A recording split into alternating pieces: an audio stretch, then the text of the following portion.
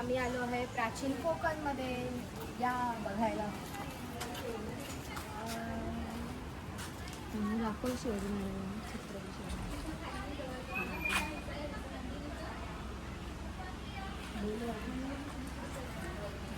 एंट्रीला bell. आलो आम्ही. इथे तिकीट इथून एंट्रन्स आहे. इथून आपण आल्यानंतर इथे पार्किंग करू शकतो. आणि हे तिकीट काउंटर आहे. इथे आम्ही स्कायने तिकीट्स काढून आले. काय सांग काय काय तिकीट? प्रत्येकी 50 रुपीज प्रमाणे मी 5 तिकीट्स काढलेत. आणि ही दुसरी ही इफ यू आर युजिंग एक कॅमेरा यूज करत असाल तर त्याचे 50 रुपये आहेत एका कॅमेरा. म्हणजे व्हिडिओ शूट वगैरे करण्यासाठी किंवा तुम्ही जे व्हिजिट करणार आहे फोटोज वगैरे व्हिडिओज काढण्यासाठी एका कॅमेरा मागे 50 रुपीज. आणि तुम्हाला जर का वेगळा गाईड हवा असेल, गाईड फ्री आहे यांच्याकडे, पण तुम्हाला सेपरेट गाईड हवा असेल त्याचे वेगळे चार्जेस आहेत. पण नाही घेतलं तरी चालतं. कारण की ग्रुपमध्ये छान माहिती देतात. आम्ही पुढे दाखवलंच आहे माहिती. थँक्यू. हे आमच्या गाईड आहे. तुमचं नाव काय? साक्षी. यांनी आम्हाला खूप जास्ती सुंदर माहिती दिली आहे, सगळी डिटेलमध्ये, आणि एकदम छान एक्सप्लेन केलेले. खूप खूप मस्त. तुम्ही इथे आलात तर ह्यांच्याकडून तुम्ही घेऊ शकता गाईड. खूप छान गाईड करतात. खूप छान एकदम एक्सप्लेन केले. एकदम छोट्या छोट्या गोष्टी सांगितले. खूप छान मिस नाही केलेलं. तुम्हाला कसं वाटलं सांगा? छान वाटलं. मस्त. बरीच माहिती अजून उजाळा आला त्याला. इन्फॉर्मेटिव्ह होती माहिती आणि एकदम स्पष्ट बोलणं आहे. तिचा आवाज एकदम आणि हळूहळू पण पटापट एकदम छान. एकदम आम्हाला बोर पण नाही झालं त्यांच्या माहितीमुळे. थँक्यू. आम्ही कोकणी माणसे वड पिंपळांना पवित्र मानतो. तसेच यांना दीर्घायुष्याची प्रतीके देखील मानलेली आहे. याला पिंपळ पार असेही म्हणतात, कारण हा जो दगडी कट्टा बांधलेला आहे त्याला कोकणी भाषेत पार असे म्हणतात. हा पार सुमारे 400 वर्षापूर्वी बांधला गेला आणि हा जेव्हा बांधला गेला तेव्हा त्यात पिंपळाचे रोप देखील लावण्यात आले. म्हणजेच हा पिंपळ सुद्धा 400 वर्षापूर्वीचा जुना आहे. हे पिंपळ झाड शिलालेख आहे. या शिलालेखावर लिहिलेली कविता कवी माधव यांनी 100 वर्षापूर्वी लिहिली. चिपळूण येथे झालेल्या पहिल्या कोकण मराठी साहित्य संमेलनामध्ये या कवितेला कोकणची प्रातिनिधिक कविता म्हणून स्वीकारण्यात आली. या कवितेत कवीने कोकणच्या निसर्ग सौंदर्याचे सुंदर वर्णन केले आहे. या कवितेत नंदनवन हा शब्द आला आहे. नंदनवन या शब्दाचा अर्थ स्वर्गातील इंद्राची बाग. ही जितकी सुंदर आहे तितकेच आपले कोकणही सुंदर आहे. ही गुहा काळाचे प्रतीक आहे. गुहेच्या अलीकडे आहे वर्तमान काळ आणि गुहेच्या पलीकडे आहे 500 वर्षापूर्वीचा भूतकाळ. इथून पुढे पाहणार आहोत 500 वर्षापूर्वी कोकणी माणसे कशी राहत होती, त्यांची समाज रचना, ग्रामरचना, खाद्य संस्कृती, परंपरा कशा होत्या. गुहेतून येताना थोडं वाकून या. एखादी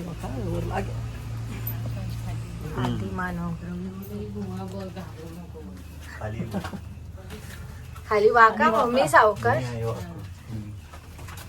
तिला बघा.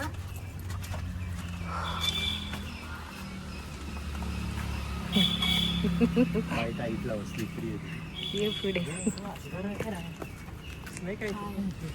कोकमचे झाड आहे. याला जी फळे येतात त्यापासून कोकम सरबत किंवा कोकम आगळा तयार केले जाते. याच्या बियांपासून तेल तयार केले जाते. याच्या फळांच्या सालीपासून आमसूल तयार केले जाते. त्यांचा उपयोग कैलाश जीवनसारख्या क्रीम मध्येही केला जातो. इथे अजगराचा स्टॅच्यू दाखवलेला आहे.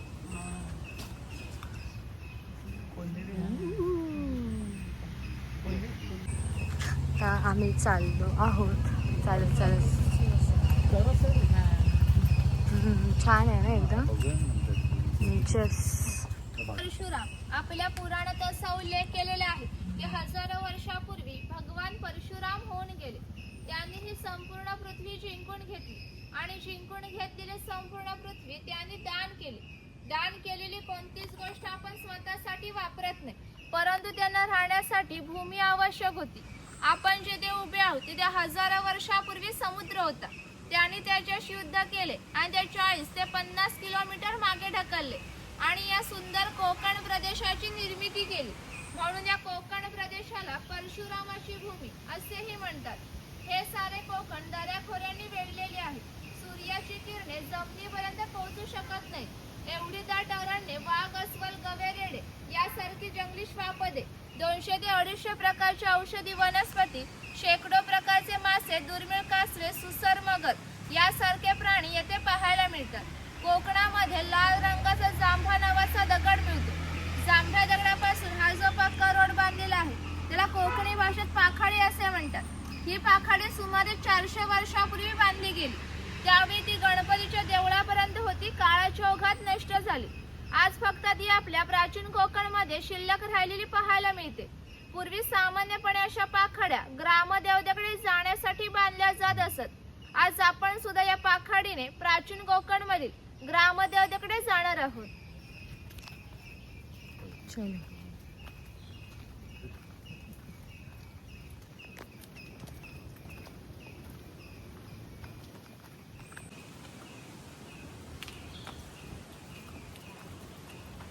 गॉगल काय सोडत नाही दोघी. हा वनवासी कोकणातील दुर्गम पर्वतामध्ये वनवासी लोक राहत असत. त्यामध्ये भिल्ल व कातकरी या जातींचा समावेश आलेला होता. त्यातील कातकरी समाज दाखवलेला आहे. कातकरी समाज वनवासी. तिथे हरिण वगैरे पण आहे. सावकाश चालत. ई वाघ आहे पुढे. वाघ व वाघाची गुहा दाखवलेली आहे. इकडे गाव शिकार दाखवली आहे. गाव शिकार कुठे कुठे दिसत नाही यार. ते थोडस अजून थांबतो. हा हे बघ दिसतंय. डुक्कर मारून वाघ शिकार. ओके.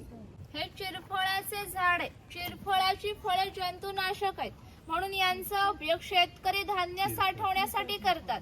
तसेच यांचा उपयोग गरम मसाल्यांसारख्या पदार्थांमध्येही केला जातो. चिरफळ. सारखं तुझं तोंड उघड असेल. इथे माडीवाला दाखवलेला आहे. ताडी माडी काढणारा. ताडी माडी घेस काय. नीरा ना नीरा. हा चिकन आहे ना पण जरा असा माऊंट म्हणतात. दगडी चौरंग आहे बघ. हे ग्रामदेवतेचं मंदिर आहे. पूर्वी धार्मिक संस्थाच गाव नियंत्रित करत असत. गावातील गावकरी येथे एकत्र येत असत. गावातील 2 व्यक्तींची भांडणे झाली तर संपूर्ण गाव येथे एकत्र येऊन गाव प्रमुख त्यांच्या समोर न्यायदान करीत असे.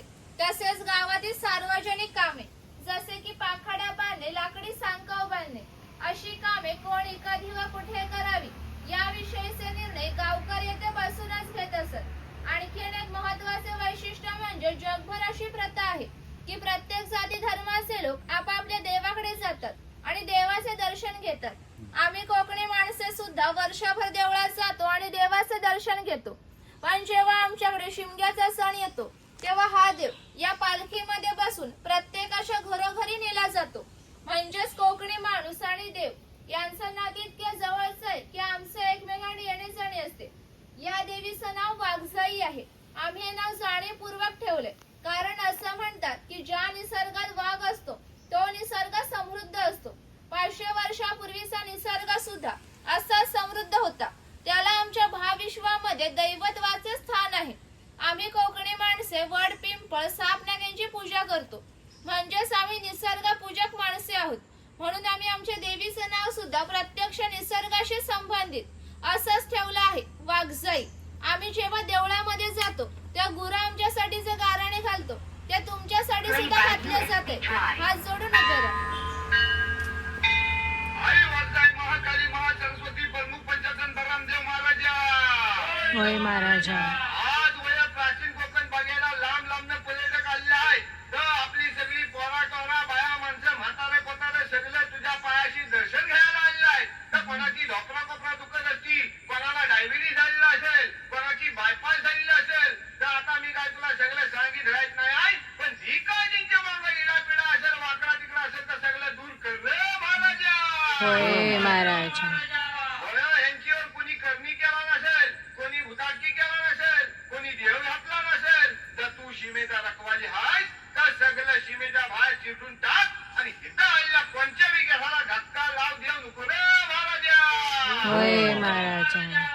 तर कोकणवासियांची अशी श्रद्धा आहे की हा देव त्यांच्या नियंत्रण ठेवतो. म्हणून शिमग्याला गारहाणे घातले जाते, तसेच पशुबळी सुद्धा दिले जातात. ही वीरगळ आहे. वीर प्राप्ती लोकांचे प्रतीक चिन्ह. ते कडक लक्ष्मी दाखवलेली आहे. पोतराजू लोक स्वतःला चापकाने मारून घे ते येथे दाखवलेले आहे. कोळी समाज आहे. कोळी समाजाचे लोक समुद्राच्या इतके जवळ राहतात की समुद्राच्या भरतीचे पाणी देखील त्यांच्या घराला लागून जाते. एवढी छोटी होडी घेऊन हे कोळी लोक 8 ते 10 तास खोलवर समुद्रामध्ये मासेमारी करतात. कधी कधी समुद्रामध्ये उसळणाऱ्या लाटा या त्यांच्या होडीपेक्षाही मोठ्या असतात. तरी हे लोक कुशलतेने होडी वल्हावतात आणि पहाटेच्या वेळी घरी परत येतात.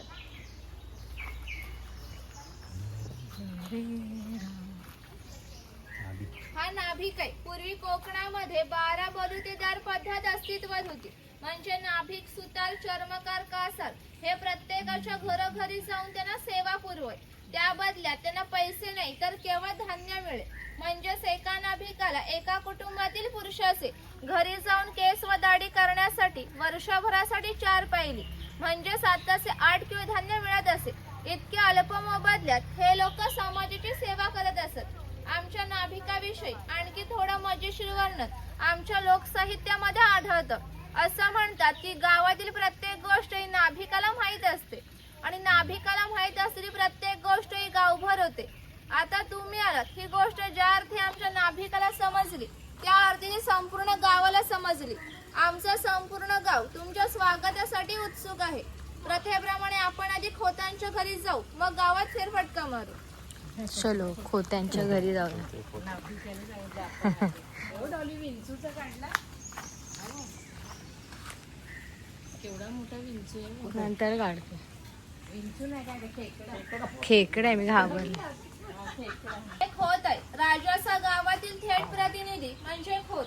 धार्मिक व राजकीय बाबतीत पहिला मान खोताचा असे. खोत गावचा प्रमुख असे. गावात न्यायदान करणे, महसूल गोळा करणे, कायदा व सुव्यवस्था सांभाळणे इत्यादी कामे खोताची असत. खोत लोक जमीनदार असत. सर्वसामान्यपणे सुखवस्तू असत. त्यांच्या बसण्याच्या लग्नीवरूनच ते कसे ऐशोआरामी जीवन जगायचे याची तुम्हाला कल्पना येईल. ही खोतांची बायको आहे. कोकणी स्त्रिया सुंदरही होत्या आणि शूरही, परंतु त्यांना स्वातंत्र्य नव्हते. माजगराचा उंबरठा हीच त्यांची मर्यादा होती. ती खोतांची 2 मुले आहेत. ती आपला परंपरागत खेळ सोंगट्या खेळत आहेत. पूर्वी हाच खेळ महाभारतात धर्मराज आणि दुर्योधन यांच्यामध्ये द्यू त्या नावाने खेळला गेला. हस्तिदंती फासे असतात किंवा शंखांच्या कवड्या असतात. त्या टाकून विशिष्ट प्रकारचे दान मागितले जाते व त्या आवाज सतत या गॅप मधून बाहेर पडत असते व बाहेरील थंड हवा तिची जागा घेते. त्यामुळे घरातील वातावरण नेहमी थंड राहते. घरासमोर अंगण आहे. अंगणात तुळस आहे. अंगण हे कोकणी घराचे वैशिष्ट्य आहे. तुम्हाला एकही कोकणी घर असं दिसणार नाही ज्यापुढे तुळस नाही किंवा अंगण नाही. तिथे अडकीत त्यांचे काही प्रकार दाखवलेले आहेत.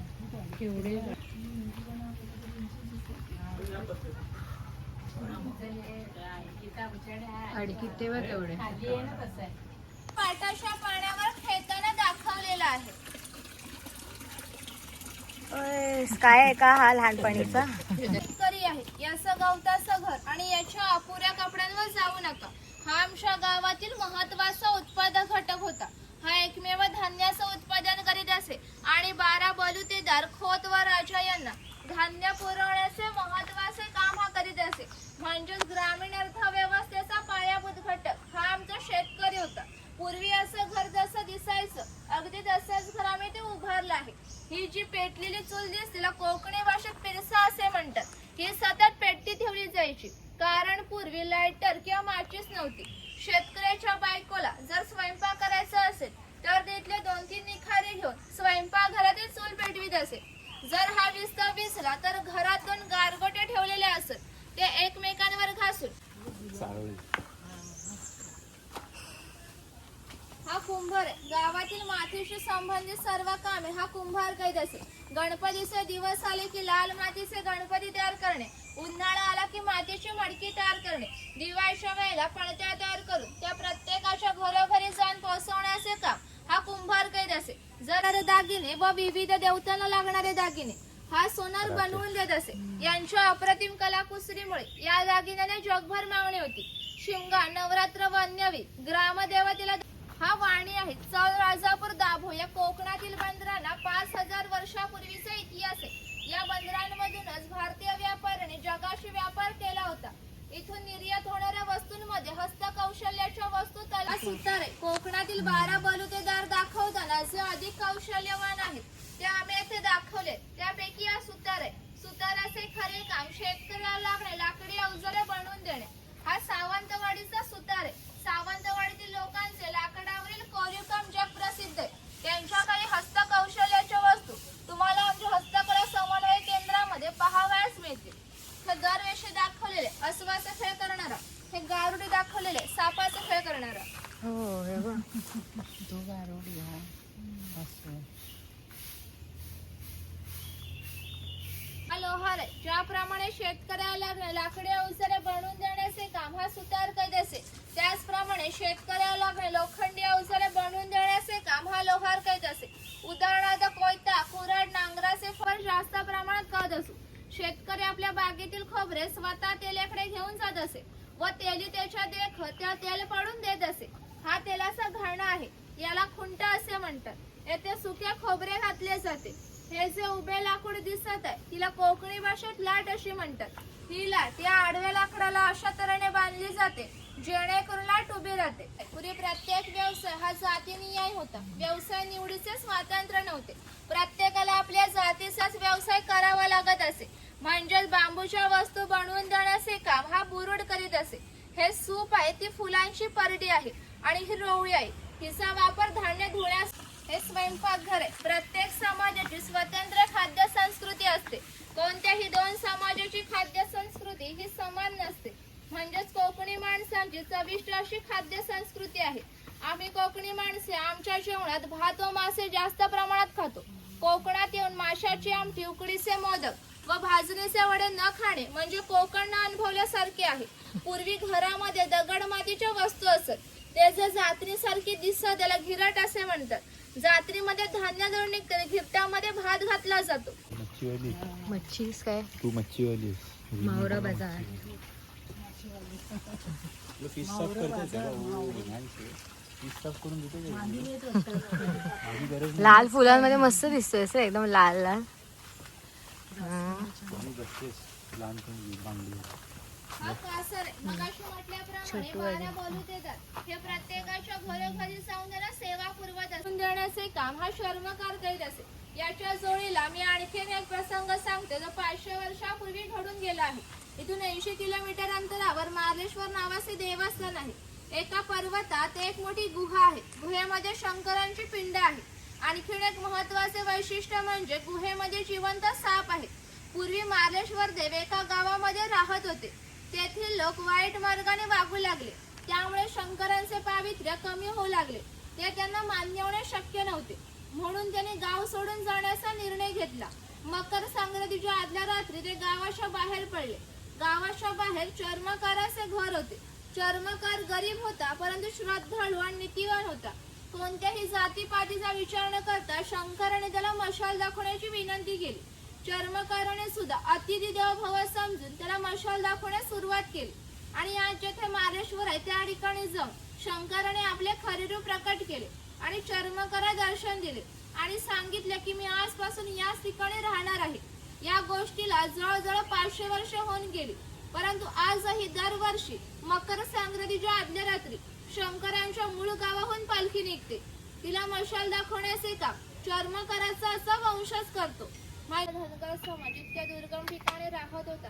भरपूर धन असणारा धनगर. 10 ते 12 झालास काय तू काय घेतलं? कोण आहेस तू? सिंह घेतलंस का? मी टायगर आहे. कोण आहे? कोण अरे, आहे? हे उलटा खोपडी कोण आहे? नंदी आहे ना काय? नंदी हम्म. आणि उधर कोण आहे? इथले अरे हे कळतच नाही कोण आहे. रावण आलेत. US पोलोचं टी शर्ट घालून आले. मॉडेल रावण आहे. ए मी पण लावायचं फोटो काढू का? हा व्हिडिओ काढला. गावाबाहेर जातो त्या गाव सीमेवर जो देव आहे त्याला आम्ही राखणदार असे म्हणतो. अच्छा. त्याला नमस्कार करूनच आम्ही गावाच्या बाहेर जातो. कारण आमची अशी श्रद्धा आहे की हा देव आमच्या पाठीशी ठामपणे उभा असतो.